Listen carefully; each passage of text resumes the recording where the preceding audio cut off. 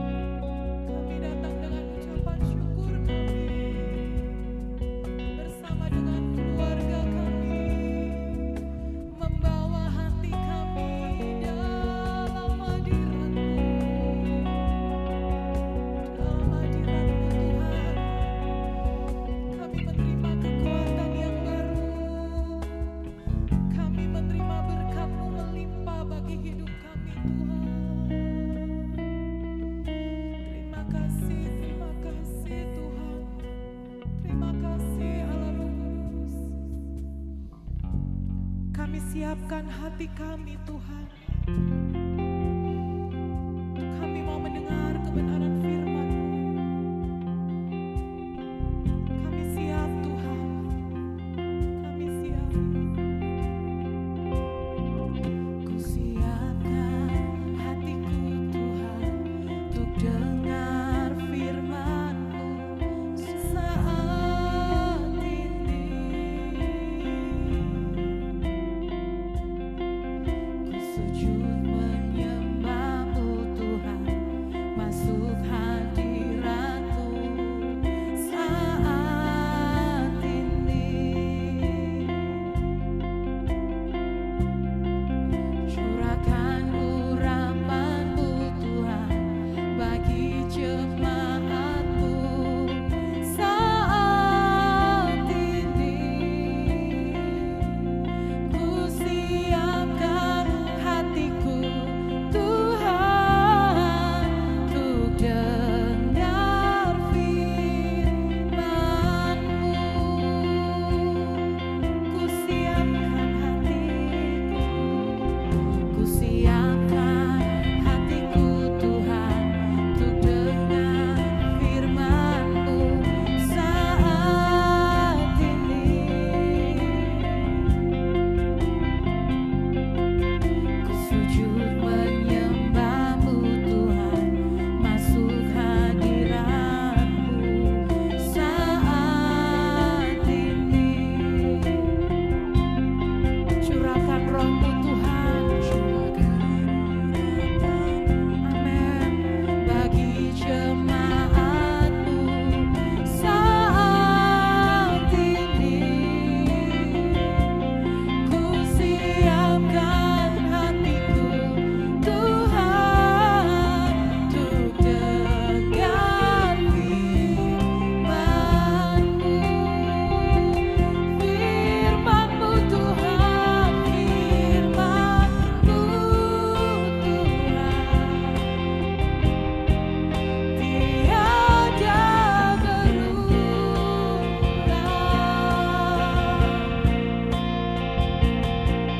Dahulu, sekarang, selama-lamanya tiada berubah. Firman-Mu Tuhan, penolong hidupku. Hatiku telah siap Tuhan untuk dengar firman-Mu. Firman-Mu Tuhan, firman-Mu Tuhan, tiada berubah.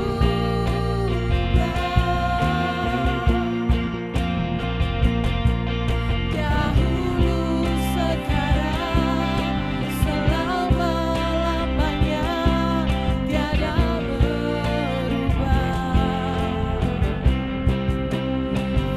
Firman-Mu Tuhan, penolong hidupku.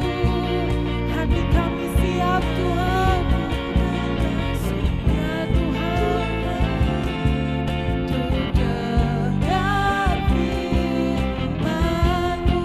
Hatiku telah siap, hatiku telah siap Tuhan untuk dengar firman. Sekali lagi jemaat Tuhan, katakan hatiku telah siap, hatiku telah siap Tuhan untuk dengar firman-Mu.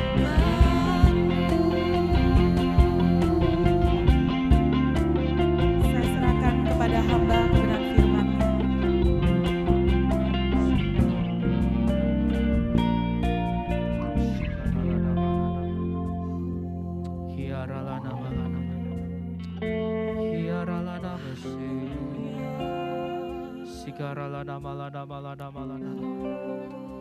Kiara lana malaninda nikara lana masikiti kara lana malana.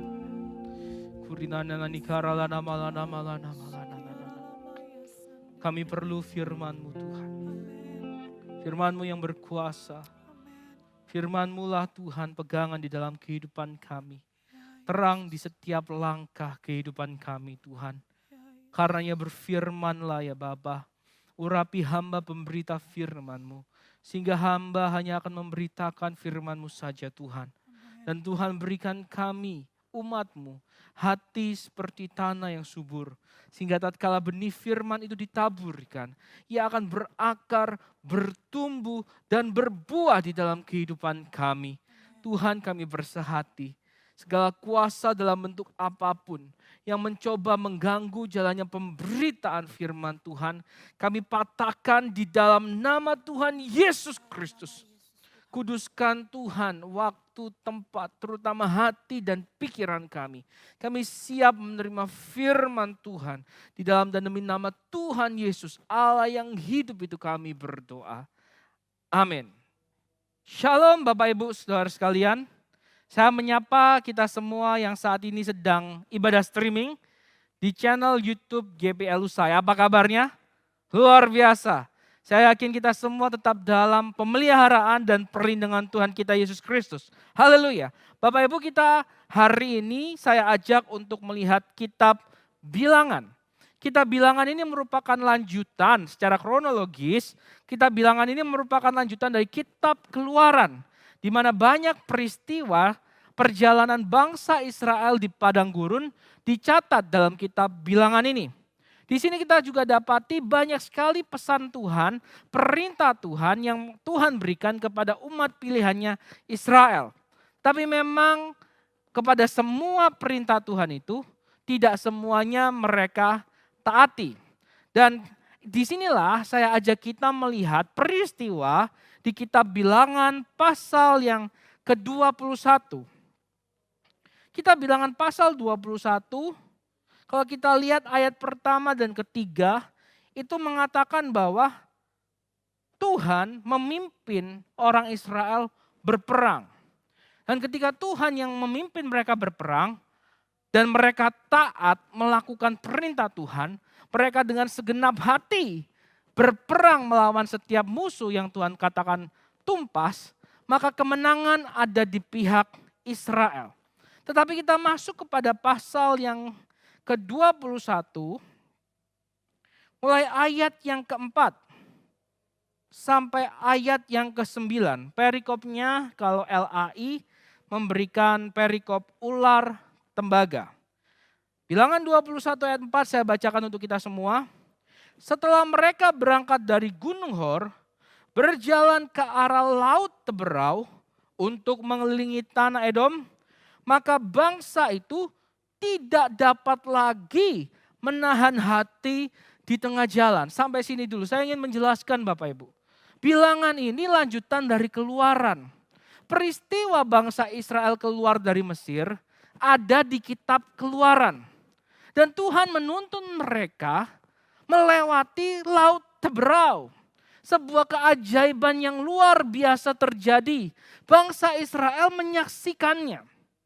Dan mereka dibuat Tuhan menyeberangi Laut Teberau dengan selamat.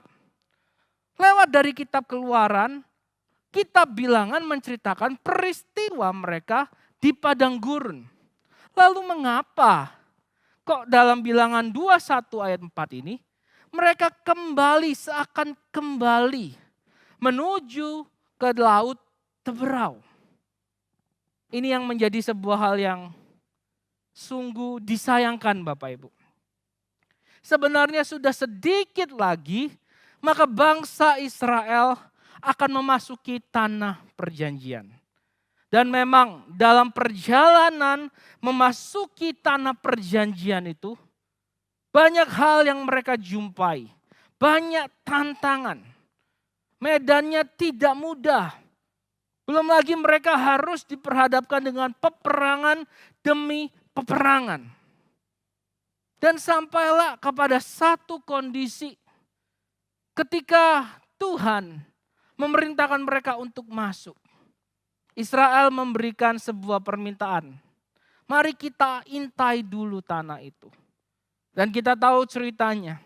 12 pengintai diutus. Mereka kembali dengan 2 kabar yang berbeda. 10 pengintai memberikan kabar yang buruk, yang melemahkan, yang membuat hati orang Israel menjadi pahit, tidak terima, menjadi rendah diri dan akibatnya memberontak terhadap pimpinan mereka yaitu Musa dan sekaligus mereka berontak kepada Tuhan. Hanya 2 orang yang dikatakan Yosua dan Kaleb yang memberikan kabar yang baik, yang berusaha untuk tetap memfokuskan bangsa Israel kepada firman Tuhan. Walaupun tantangannya berat, tapi ketika mereka mentaati Tuhan, sebenarnya mereka bisa, mereka dimampukan untuk mengatasi tantangan yang berat itu. Tetapi kita tahu bangsa Israel memilih untuk tidak percaya kepada tuntunan Tuhan. Memilih untuk mendengar kabar yang membuat mereka kecil hati. Membuat mereka takut. Membuat mereka cemas. Dan ketakutan itu mendorong mereka untuk memberontak kepada Musa. Untuk memberontak kepada pimpinan Tuhan. Dan karenanya singkat cerita. Yang tadinya sudah selangkah lagi. Walaupun memang harus diwarnai dengan pertempuran. Tetapi karena pemberontakan, karena ketidaktaatan bangsa ini kepada Tuhan. Tuhan membuat mereka mutar-mutar lagi di padang gurun. Ini cerita singkatnya Bapak Ibu dan kita masuk kembali kepada ayat 4 dari kitab Bilangan. Disinilah mereka mulai lagi berjalan menuju Laut Teberau. Dan di tengah perjalanan panjang itu, mulailah dikatakan di ayat 4, mereka tidak dapat lagi menahan hati. Oh sudah capek. Oh sampai kapan harus berjuang. Harus berada dalam kondisi yang seperti ini. Tidak menentu. Diwarnai dengan pertempuran demi pertempuran. Kapan aku bisa istirahat dengan tenang? Baru aja bikin kemah di satu daerah. Tuhan sudah suruh lagi jalan ke daerah lainnya. Baru aja sudah mulai enak. Tuhan suruh lagi berperang. Capek. Mungkin seperti itu kata-kata yang timbul. Yang walau tadinya ditahan di dalam hati. Tetapi karena keadaan terus sepertinya tidak mengenakan. Dari dalam hati itu mau gak mau Bapak Ibu. Akhirnya keluar.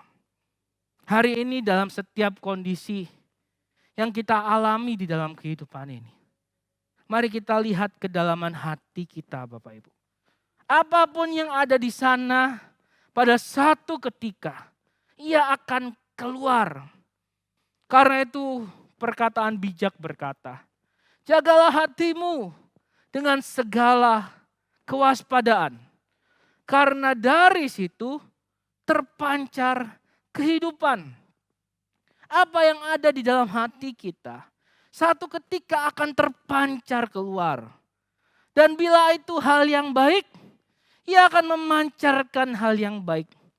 Dan bila yang ada di dalam itu adalah hal-hal yang gak baik, maka tinggal tunggu waktunya hal yang tidak baik juga yang akan terpancar.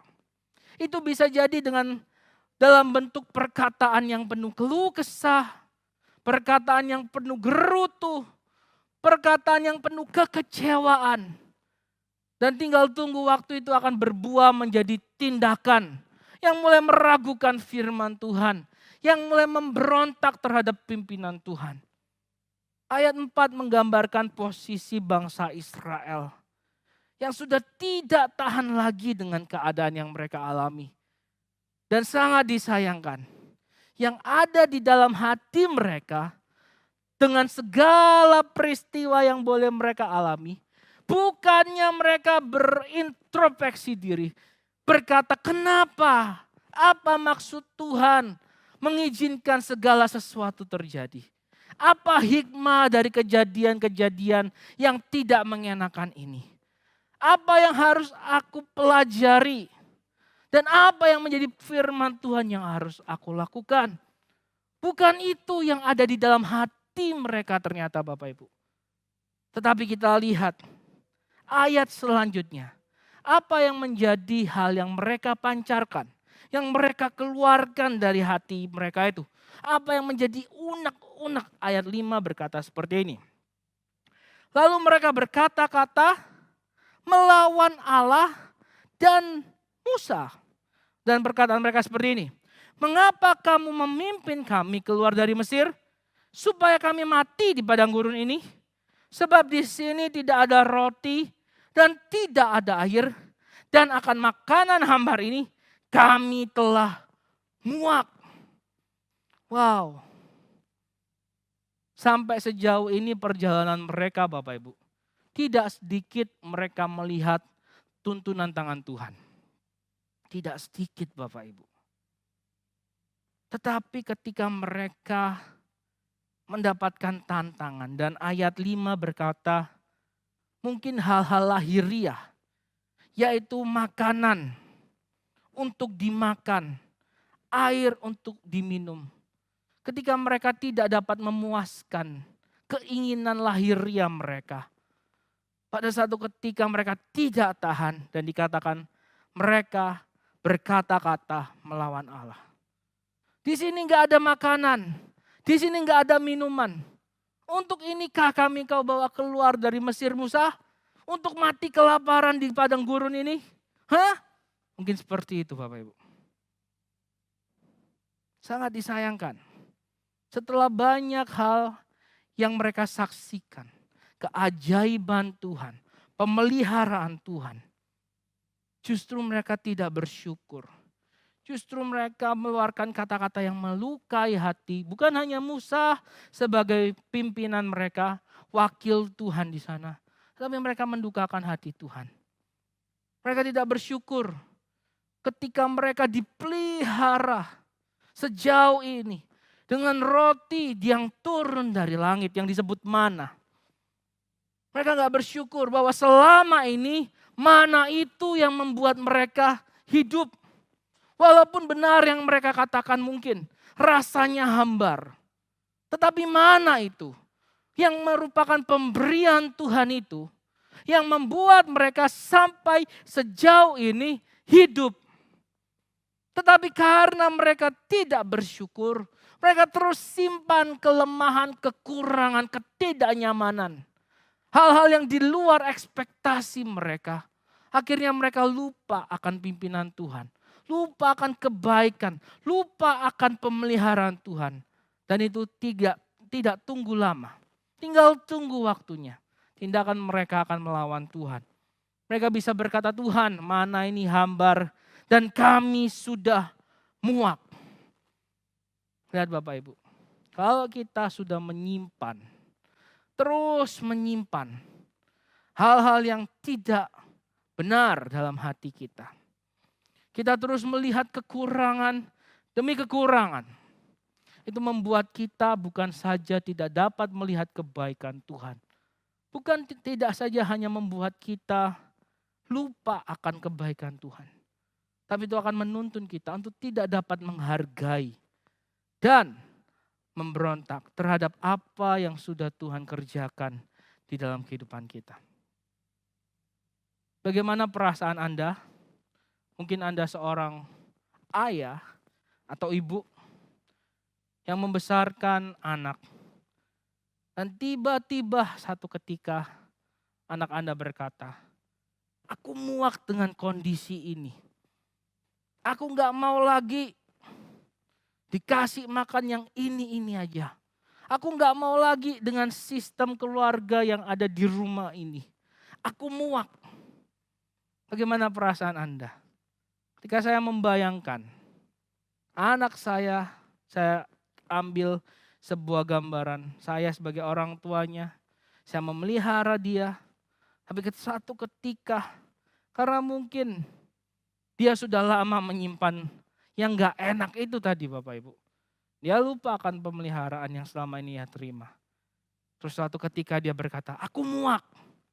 Aku sudah nggak tahan lagi, Pak. Wow, rasanya sangat sakit hati ini, Bapak Ibu.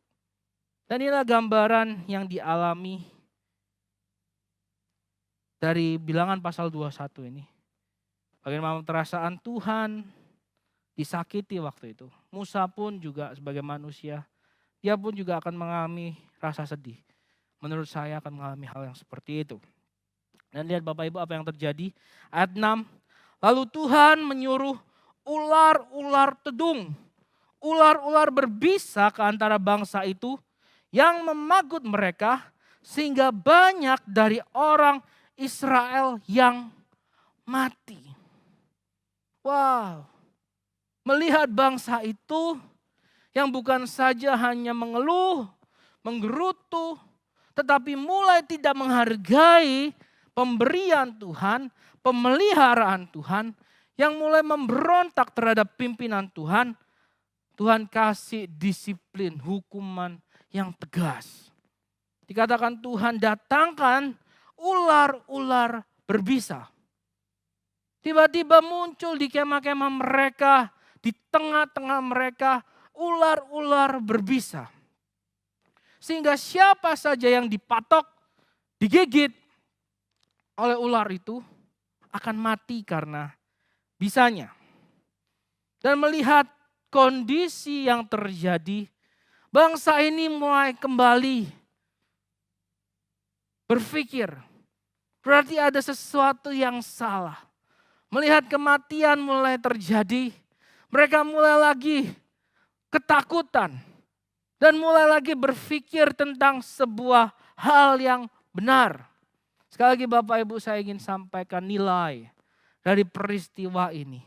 Kadang memang kondisi yang gak enak, apapun itu sebut Bapak Ibu, diizinkan Tuhan terjadi untuk membuat kita kembali berpikir tentang sesuatu yang benar. Karena dalam berpikir tentang sesuatu yang benar, kita mulai melihat posisi kehidupan kita dengan kebenaran tersebut. Kenapa hal ini bisa terjadi? Apa yang menjadi penyebabnya? Kita mulai cari. Kita mulai melihat kondisi yang ada dengan kebenaran. Seharusnya kalau Tuhan berkati kondisinya enggak seperti ini. Itu hal yang paling lumrah untuk kita pikirkan. Dan ketika bangsa Israel melihat ada kejadian ular-ular berbisa mulai datang. Mulai menggigit dan kematian mulai mewarnai kemah orang Israel waktu itu. Mereka mulai panik. Mereka mulai lihat apa yang sebenarnya salah yang sedang terjadi waktu itu. Dan ayat yang ke-7 berkata seperti ini. Kemudian datanglah bangsa itu mendapatkan Musa dan berkata, kami telah berdosa. Lihat Bapak Ibu. Entah berapa lama jeda dari mereka mulai punya unek-unek yang jahat. Dari mereka mulai memperkatakan itu. Mungkin baru awalnya bisik-bisik. Oh ya, benar katamu. Aku dulu ya memang punya pemikiran seperti itu. Musa ini gak becus. Masa kita dibiarkan terus seperti ini? Sampai kapan? Mungkin dari sekedar bisik-bisik. Dan mulai bertambah. Sampai sudah banyak orang yang kemudian berani menyuarakan lebih keras. Biasanya seperti itu. Kalau cuma satu orang kurang berani, cari teman. Kayaknya ini ada yang gak beres sama pemimpin kita. Kayaknya ada yang gak beres sama pimpinan Tuhan. Mulai sampai sudah ada satu komunitas. Suara pemberontakan itu semakin keras. Dan mulai secara personal disampaikan kepada Musa. Bangsa ini entah sudah berapa lama Bapak Ibu. Saya tadi katakan. Tetapi Tuhan izinkan. Dan satu ketika Tuhan izinkan ular mematok mereka, menggigit mereka. Tuhan izinkan kematian terjadi. Barulah mereka sadar dan mereka bisa mengaku dan berkata, Musa, kami telah berdosa. Sebab kami berkata-kata melawan Tuhan dan melawan Engkau. Berdoalah kepada Tuhan supaya dijauhkannya ular-ular ini daripada kami. Mereka mulai melihat kondisi mereka. Mereka mulai melihat kondisi mereka dengan kebenaran. Dan mereka mulai sadar dan mulai mengakui. Aku sudah salah. Aku sudah berdosa. Aku sudah melakukan ini dan ini yang tidak berkenan. Dan sekarang aku datang. Aku akui, aku bertobat. Tolong berdoa sama Tuhan Musa. Supaya ular-ular ini dijauhkan. Berapa sering Bapak Ibu kita mengalami kondisi yang seperti ini. Saya pun terkadang sebagai hamba Tuhan masih mengalami. Ketika ada sebuah hal yang tidak berkenan. Kalau itu kadang belum ketahuan, kita bisa menganggap aman. Oh, gak apa-apa. Cuma ini kok, cuma hal sepele ini. Main game, sebagai contoh hal sederhana. Atau mungkin merokok. Dinasehati 1-2 kali. Gak mempan. Sampai satu ketika. Keadaan mulai memburuk. Jadwal-jadwal tidak dapat kita penuhi dengan baik. Performa pekerjaan kita mulai menurun. Performa fisik kesehatan kita mulai menurun. Lalu kita diizinkan Tuhan jatuh sakit, baru kita mulai berpikir. Harusnya seperti apa? Baru kita mulai mengakui kekurangan, keteledoran, kelalaian kita. Untung kita punya Allah yang sungguh baik. Saya katakan sekali lagi Bapak Ibu. Untung kita punya Allah yang sungguh baik. Beberapa waktu lalu saya sampaikan. Allah dikatakan dia sangat baik. Kita wajib bersyukur. Karena kasih setianya kekal sampai selama-lamanya. Sekali lagi dalam bahasa Inggris Bapak Ibu. Kasih setia Tuhan itu diungkapkan dengan sebuah kata covenant royalty. Sesuatu yang didasarkan kepada perjanjian. Jadi Allah kita yang baik itu memutuskan untuk mengasihi kita. Memutuskan apapun kondisi. Ketika ia memutuskan memilih kita, ia akan tetap mengasihi kita. Ia akan tetap memelihara kita. Ia akan tetap menjanjikan pemulihan, pembaharuan di dalam kehidupan kita. Karena sekali lagi, ia sudah putuskan. Ia sudah ikat sebuah perjanjian. Dan karenanya kita wajib punya Allah yang seperti itu. Bangsa Israel datang kepada sebuah pengakuan, pertobatan. Dan dia minta kepada Musa untuk berdoa bagi mereka. Lihat ayat 8. Maka berfirmanlah Tuhan kepada Musa. Buatlah ular tedung dan taruhlah itu pada sebuah tiang. Maka setiap orang yang terpagut, jika ia melihatnya, akan tetap hidup. Lalu Musa membuat ular tembaga dan menaruhnya pada sebuah tiang. Maka jika seorang dipagut ular dan ia memandang kepada ular tembaga itu, tetaplah ia hidup. Bapak Ibu kita lihat. Kebenarannya adalah firman Tuhan itu ketika ditaati, ia akan mendatangkan kehidupan. Yang percaya katakan amin. Saya ulangi sekali lagi, firman Tuhan itu ketika ditaati, ia akan mendatangkan kehidupan. Bukan patung ular tembaganya yang mendatangkan kehidupan, tetapi karena Tuhan telah berfirman. Dan ketika Musa mentaati firman Tuhan itu, Ia membuat ular tembaga seperti yang Tuhan firmankan. Dan ketika orang Israel yang terpagut ular, karena Musa sudah beritahu, bangsa Israel, kalian yang terpagut ular, fokuskan pandangan kalian kepada tiang yang di sana ada ular tembaga itu.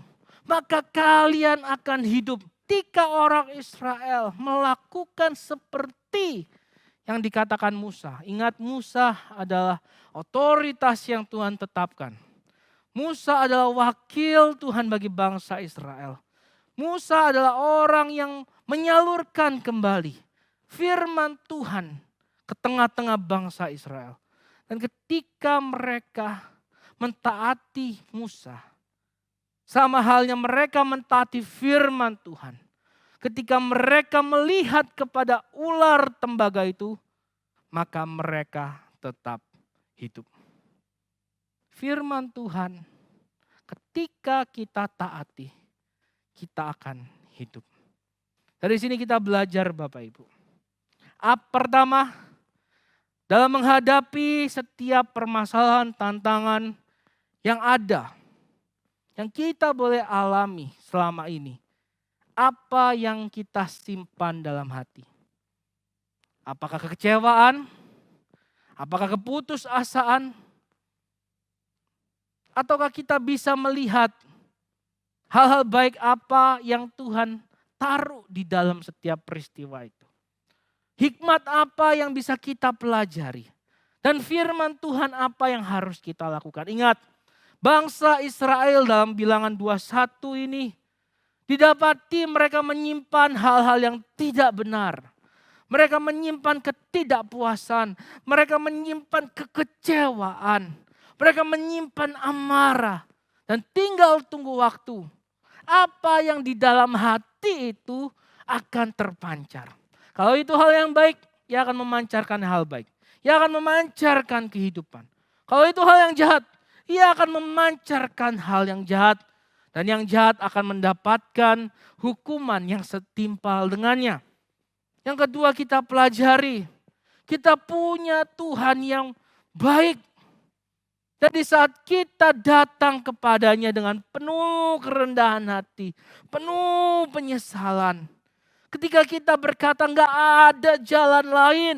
Selain kita datang kepada Tuhan. Walaupun dikatakan kita sudah punya salah. Kita salah jalan, salah keputusan. Kondisi kita sudah berantakan. Kondisi kita sudah tidak ada harapan. Penyakit kita sudah kronis. Tetapi kita datang kepada Tuhan. Kita penuh kerendahan hati. Kita mau mengakui kelemahan kesalahan kita. Allah yang setia itu. Karena kasih-Nya. Karena keputusannya. Ia bisa menjanjikan, ia bisa memulihkan, ia bisa merubah kondisi kita. Ia bisa menyembuhkanmu Bapak Ibu. Ia bisa memulihkan kondisi rumah tanggamu. Ia bisa memulihkan setiap hal yang tidak baik di dalam kehidupan kita. Ketika kita mau datang. Dan ketika kita pelajari firman Tuhan. Ketika ia dilakukan, ketika ia ditaati, ia akan mendatangkan kehidupan. Bukan metodenya Bapak Ibu, bukan materinya. Tetapi apa yang menjadi firman, itulah dasarnya Bapak Ibu. Yang harus kita percaya, yang harus kita taati. Ketika kita menghadapi tantangan dalam kehidupan ini, saya berdoa, Roh Kudus akan mengingatkan kepada kita apa yang menjadi firman Tuhan. Apa yang menjadi kebenaran. Sehingga ketika kita mengingatnya, kita dibuat punya harapan. Kita dibuat punya semangat untuk mentaatinya. Memperkatakannya, melakukannya. Dan di situ kehidupan akan kita alami.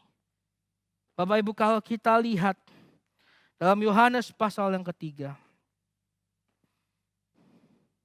Mari kita buka Yohanes pasal yang ketiga. Yohanes menulis percakapan antara Yesus dan Nikodemus. Nikodemus adalah pemimpin pengajar di Israel, Bapak Ibu. Dan satu ketika Nikodemus datang kepada Yesus. Nikodemus berkata, Yesus, agaknya engkau ini benar-benar utusan Allah. Karena tanda-tanda ajaib yang kau kerjakan gak bisa enggak selain orang yang diurapi Allah. Selain orang yang merupakan utusan Allah. Dan Yesus berkata seperti ini, ayat 3. Yesus menjawab katanya, aku berkata kepadamu, sesungguhnya jika seorang tidak dilahirkan kembali, ia tidak dapat melihat kerajaan Allah. Nikodemus menjadi lebih bingung. Apa maksudnya? Kalau kita baca Yohanes pasal 3 Bapak Ibu. Di sana adalah sebuah dasar Tritunggal yang sudah Yesus ajarkan. Dan kita lihat Nikodemus menjadi lebih bingung. Dan Yesus jelaskan. Seseorang gak bisa masuk bagian kerajaan Allah. Bahkan melihat aja gak bisa. Kalau ia belum dilahirkan kembali. Dan kita tahu. Tugas untuk seseorang dapat dilahirkan kembali. Tidak dapat lepas dari peranan Roh Kudus. Roh Kudus yang kemudian Yesus singgung. Ada pribadi yang akan menuntun seseorang mulai dari lahir baru sampai menjadi sempurna pada akhirnya. Ini peranan Roh Kudus. Dan Yesus berkata, kamu tidak percaya waktu aku berkata-kata dengan kamu tentang hal-hal duniawi, ayat 12. Bagaimana kamu akan percaya kalau aku berkata-kata dengan kamu tentang hal-hal surgawi. Jadi dasar dari ketidakpahaman Nikodemus terhadap perkataan yang Yesus sampaikan adalah dasar yang sangat fundamental. Yesus berkata, kalau hal-hal duniawi saja kita gak bisa percaya, bagaimana mungkin kita bisa percaya tentang hal-hal surgawi? Yesus berkata, Nikodemus, hal lahir baru ini hal surgawi. Engkau perlu hikmat surgawi. Bukan dengan pemikiran pemahamanmu sebagai manusia. Menyatakan Bapak Ibu. Bahwa apapun status latar belakang kita. Kita perlu yang namanya tuntunan Roh Kudus. Hikmat dari surga. Untuk kita bisa paham tentang apa yang terjadi di sekitar kita. Apa yang menjadi kehendak Allah. Nikodemus adalah pengajar. Ia orang yang tahu Taurat. Firman yang dituliskan pada waktu itu. Yang diajarkan di tengah-tengah masyarakat Israel. Tetapi Yesus berkata, engkau butuh tuntunan yang lebih.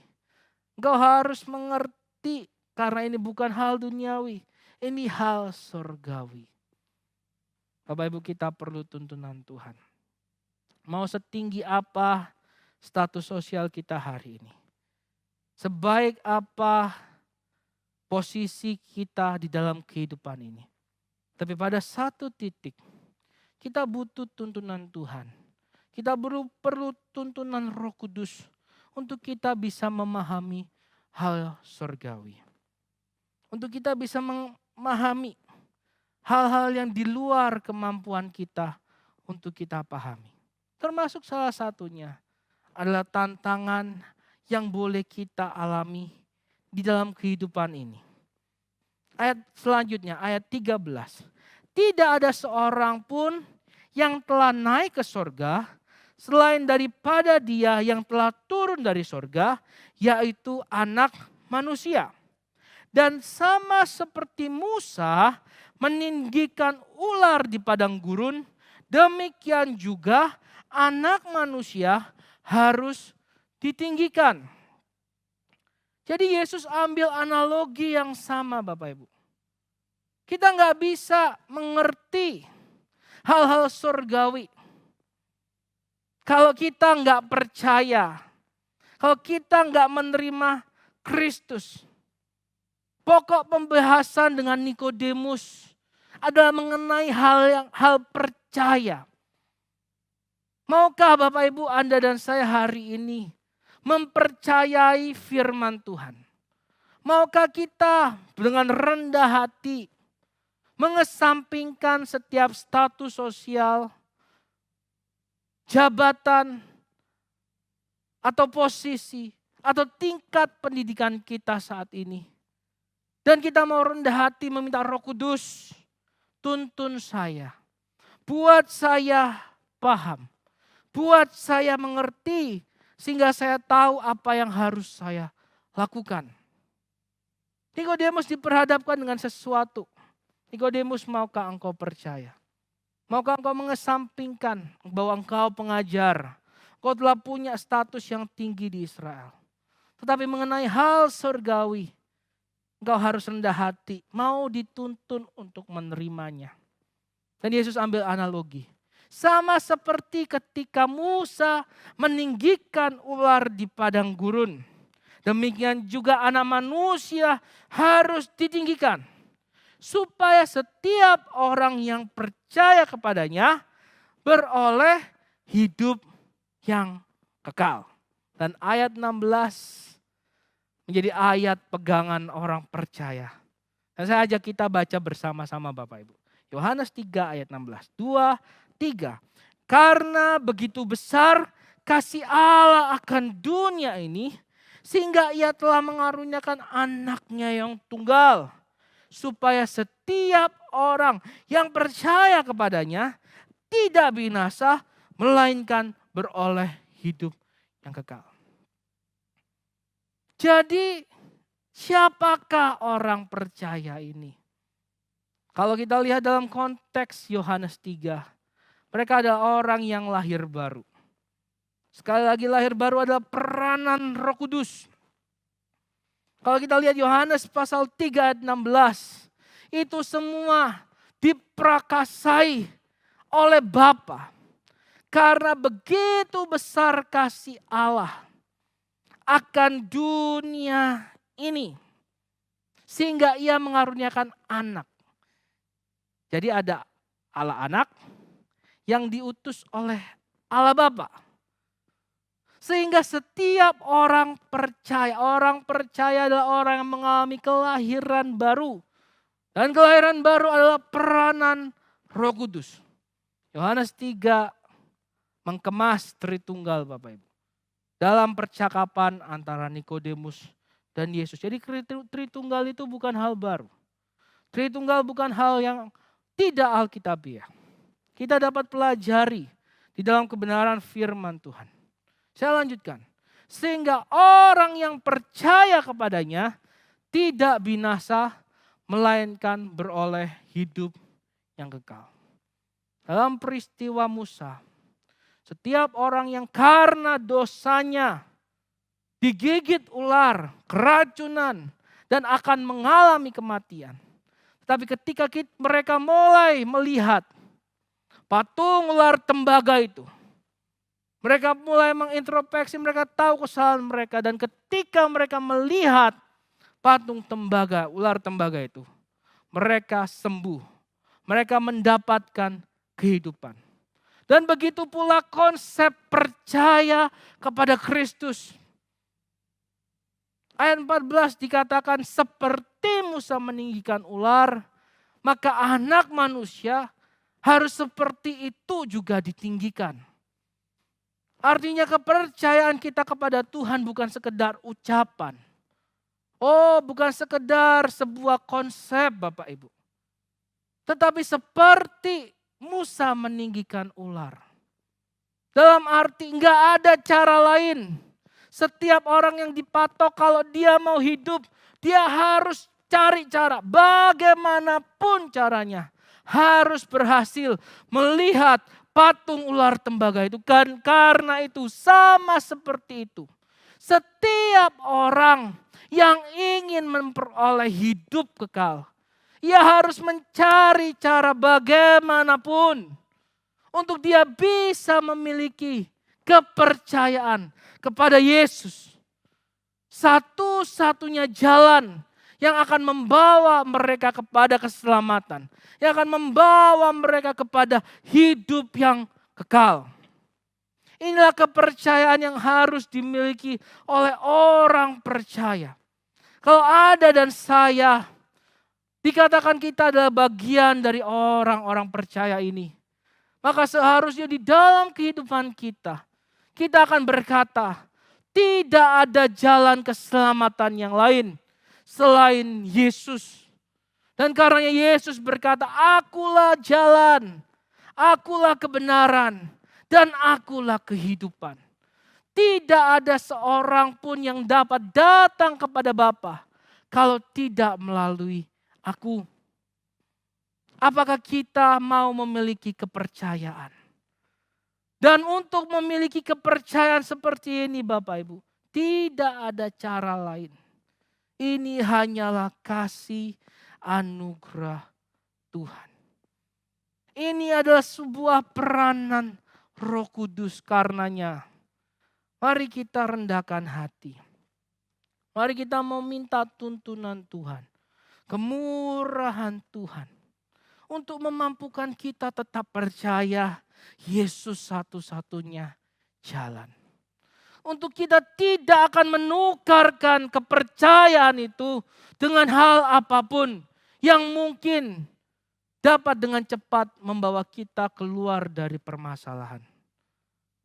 Tetapi Bapak Ibu, hanya Yesus, jalan yang akan membawa kita kepada kehidupan yang kekal.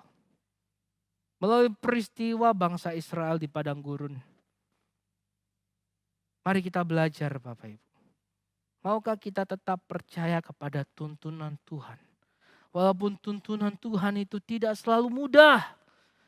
Tuntunan Tuhan tidak selalu diwarnai dengan pemandangan indah di gunung hijau. Dengan angin yang sepoi-sepoi. Dan aroma bunga yang harum.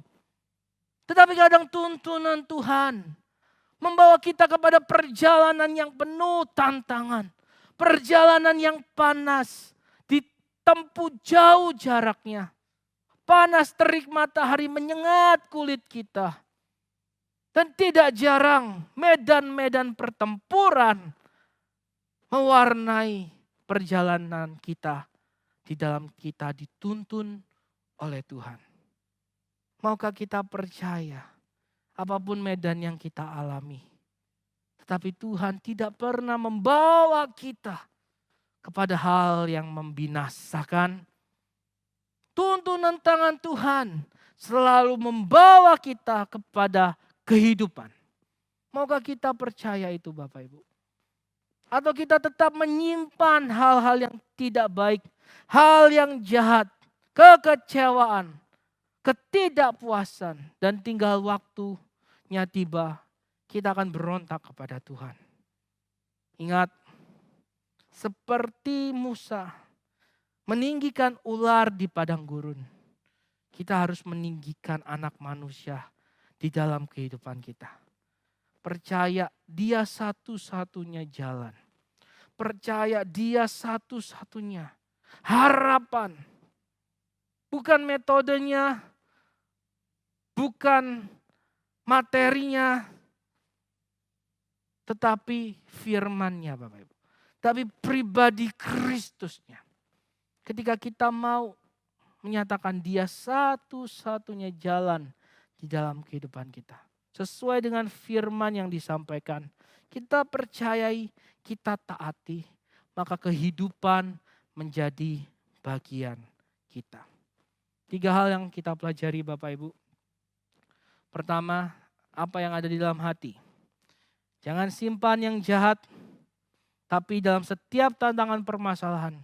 Coba cari apa maksud Tuhan. Introspeksi dan yang terpenting. Firman Tuhan apa yang harus kita lakukan. Yang kedua, kita mau belajar bahwa kita punya Tuhan yang baik. Yohanes 3 ayat 16 juga berkata, semua dimulai, diprakarsai dari inisiatif Tuhan yang mau mengasihi, memutuskan untuk mengasihi kita. Sehingga ketika kita tahu, kita disadarkan, kita salah, kita nggak usah ragu, kita datang kepada Tuhan yang baik itu. Dan karena kasih setianya, Dia mau mengampuni kita dan bukan hanya itu, Dia sanggup memulihkan kehidupan kita. Dan yang ketiga, firman Tuhan ketika kita percayai, kita taati, itu akan menjadi kehidupan dalam hidup kita. Yohanes 3 ayat 16 berkata, setiap orang yang percaya kepadanya, kepada Yesus Kristus, kepada firman itu, kepada Allah yang hidup itu. Ketika kita mau percaya kepadanya, kita tidak binasa, melainkan beroleh hidup yang kekal. Saya berdoa Bapak Ibu Roh Kudus yang terus menuntun kita dalam setiap perjalanan kehidupan ini. Setiap kondisi musim medan yang kita lalui, yang kita temui. Mungkin ada area-area baru. Mungkin ada tantangan-tantangan baru. Ada medan pertempuran baru. Tapi saya ingin kita juga lihat di setiap medan pertempuran baru ada kasih karunia Tuhan yang baru. Yang memampukan kita untuk kita melewatinya. Memampukan kita untuk kita mengatasinya. Percayalah kepada Tuhan dengan segenap hatimu. Dan jangan berpegang kepada pengertianmu sendiri. Maka kita akan diajak, dipimpin Tuhan, dituntun Tuhan. Kepada kebaikan, demi kebaikan, kepada kehidupan. Tuhan Yesus memberkati kita semua. Saya undang worship leader bahwa kita dalam penyembahan.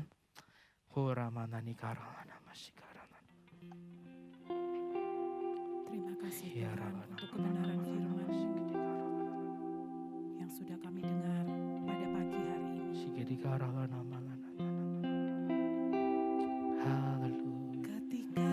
hadapi kehidupan ini, jalan mana yang harus ku pilih?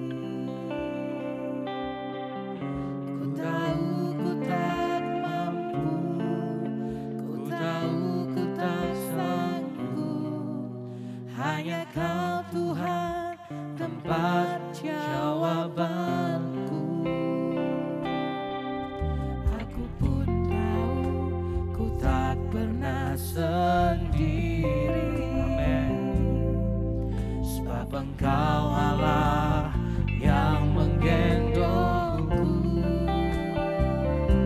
Tanganmu membelaiku, cintamu memuaskanku. Kau mengangkatku ke tempat yang tinggi. Janjimu seperti fajar pagi hari, yang tiada pernah terlambat bersinar. Cintamu seperti sungai yang mengalir, dan ku tahu betapa dalam kasih janjimu seperti fajar pagi hari,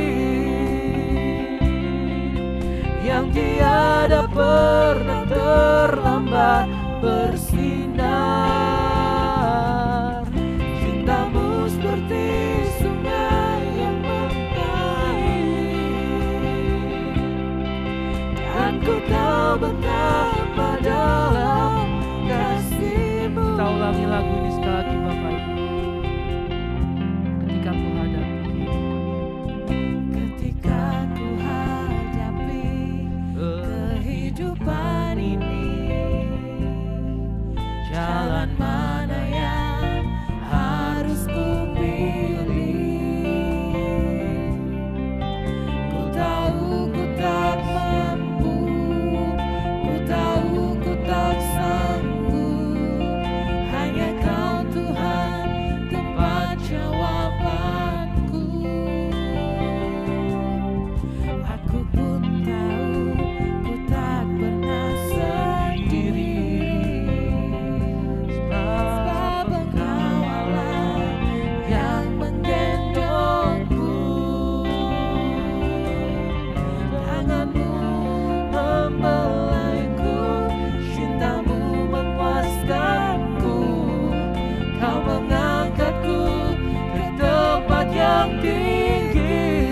katakan.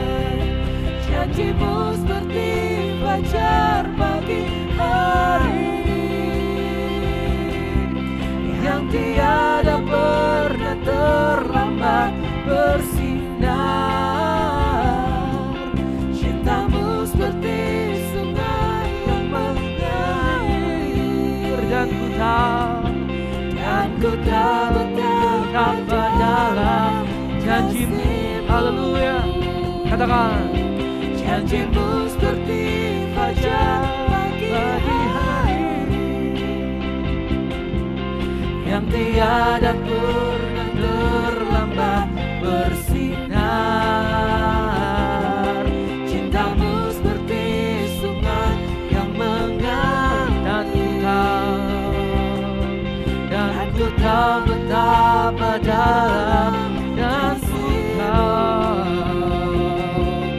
dan ku tahu betapa dalam kasih. Yakini kasih Tuhan. Dan ku tahu betapa dalam. Mari kita sembah Tuhan. Biarlah namamu. Purana Maya Sande.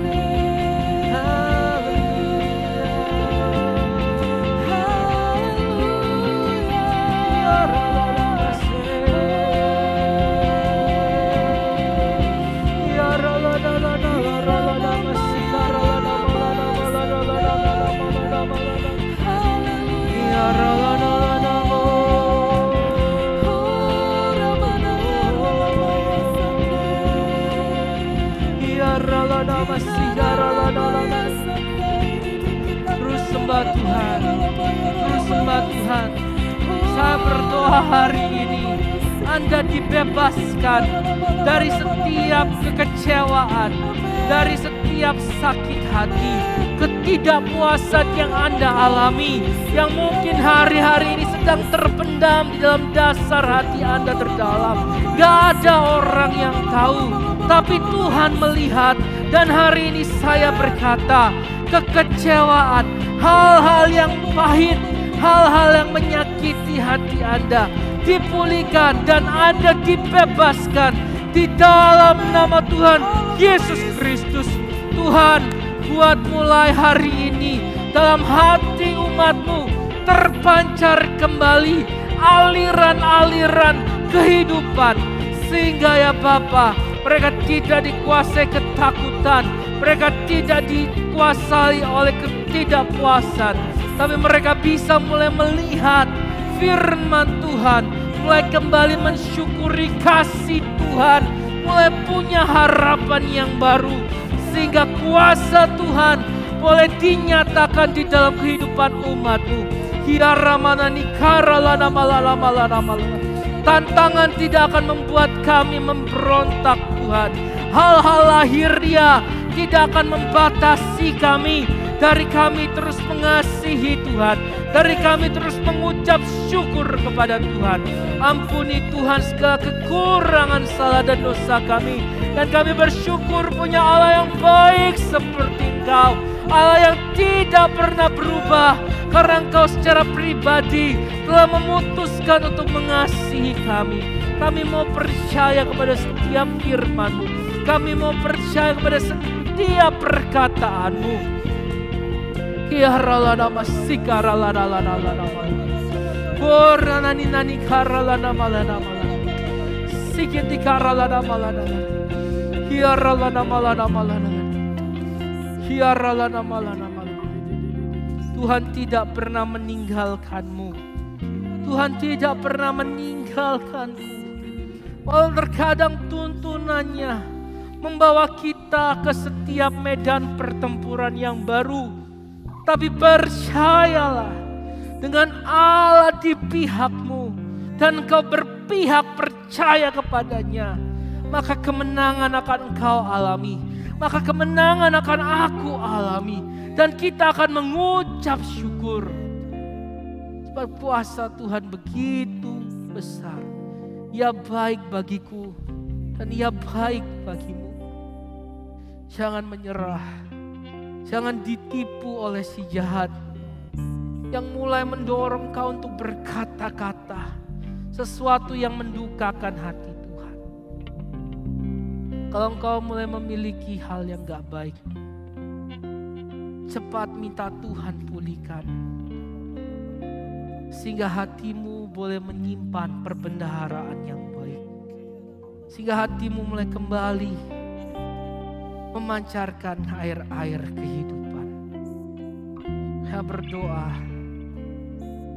dari hati yang disakiti, hati yang terluka akan diubah Tuhan jadi air, menjadi hati yang memancarkan air kehidupan. Kau akan mengeluarkan kata-kata syukur. Kau akan memuliakan Tuhan lewat kehidupan. Dan dari kehidupan, ketika Tuhan pulihkan, engkau akan menjadi berkat bagi banyak orang. Sikarala nama Sikitikara, percaya, percaya, percaya. Kita naikkan sekali lagi lagu ini. Janjimu. Janjimu seperti fajar pagi hari yang tiada pernah terlambat bersinar. Cintamu seperti sungai yang mengalir, dan ku tahu betapa dalam kasih-Mu. Janji-Mu seperti fajar pagi hari yang tiada pernah terlambat bersinar. Cintamu seperti sungai yang mengalir, dan ku tahu betapa dalam kasih-Mu. Dan ku tahu betapa dalam kasih-Mu. Dan ku tahu betapa dalam kasih-Mu. Haleluya, berikan kemuliaan bagi Allah kita. Oh, terima kasih Tuhan, karena kasih-Mu begitu besar. Engkau yang terlebih dahulu mengasihi kami. Dan karenanya Tuhan, mampukan kami untuk dipenuhi oleh kasih-Mu. Sehingga kami boleh dipulihkan. Kami boleh mengalirkan kasih-Mu kepada orang lain. Kami gak mau dikuasai sakit hati. Kami tidak mau menyimpan hal yang jahat. Tapi hati kami mulai terus memancarkan air-air kehidupan. Sehingga kami terus memuliakan Tuhan. Dan menjadi berkat bagi orang lain. Kami mau percaya firman-Mu Tuhan. Walau terkadang kondisi susah, kondisi gak enak, kondisi di luar ekspektasi kami. Tapi kami belajar ketika kami percaya kepada firman-Mu. Ketika kami mengakui Yesus Kristus satu-satunya jalan. Maka kami akan mendapat kehidupan itu. Kami tidak mau ditipu, menukarkan keselamatan dengan yang lain. Karenanya Roh Kudus terus tuntun kami hingga kami mencapai kesempurnaan. Terima kasih Tuhan, terima kasih. Di dalam nama Tuhan Yesus Kristus, Allah yang hidup itu, kami berdoa mengucap syukur buat kebenaran firman Tuhan ini. Haleluya. Amin. Tuhan Yesus memberkati kita semua Bapak Ibu. Saya serahkan kepada worship leader. Mari jemaat Tuhan, kita siapkan hati kita untuk kita boleh menerima doa berkat yang nanti akan disampaikan oleh hamba-Nya.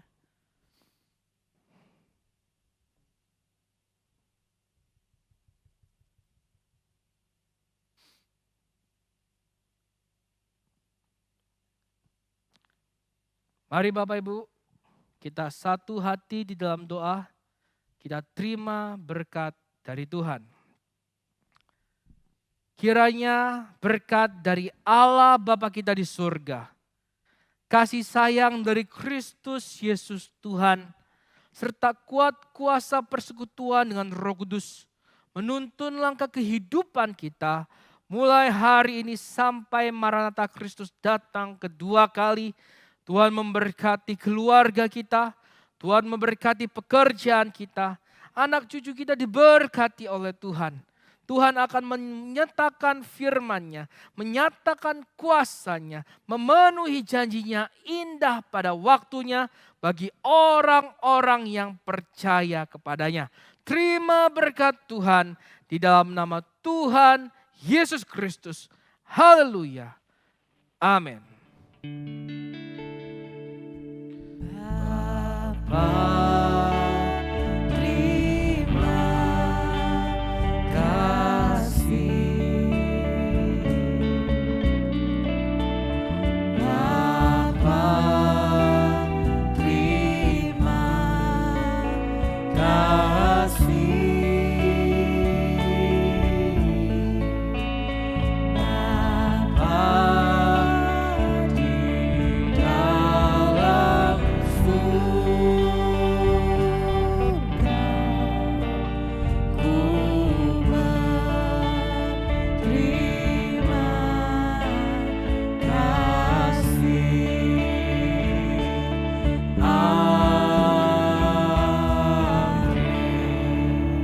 Amin. Ibadah selesai. Tuhan Yesus memberkati kita semua. Sampai berjumpa di ibadah selanjutnya.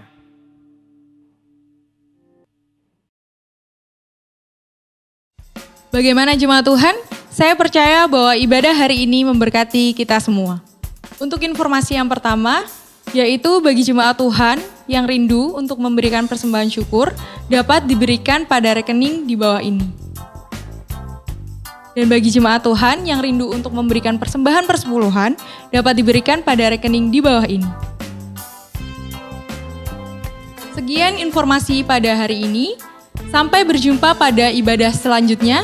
Tuhan Yesus memberkati.